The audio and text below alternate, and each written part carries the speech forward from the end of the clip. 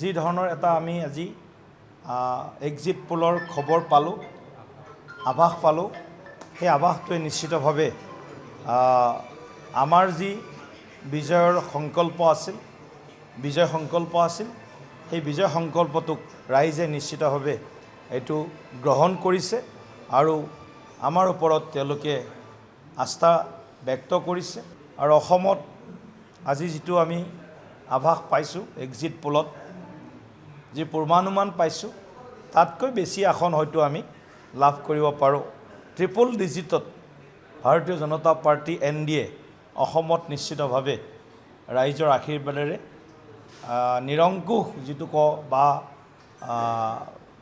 ঐতিহাসিক বা historic mandate এটা আমি পাবলৈ সক্ষম হ'ম।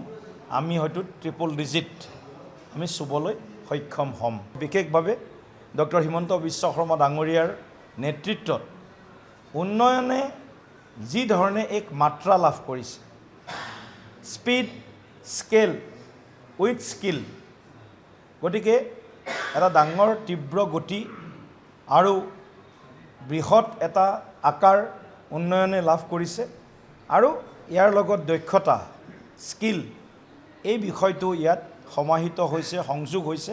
70 লাখ যুৱ ভোটাৰৰ ভিতৰত ভাৰতীয় জনতা পাৰ্টি NDAৰ পক্ষত নিশ্চিতভাৱে অধিকাংশ যুৱ ভোটাৰ বিজেপিৰ পক্ষত থাকিব।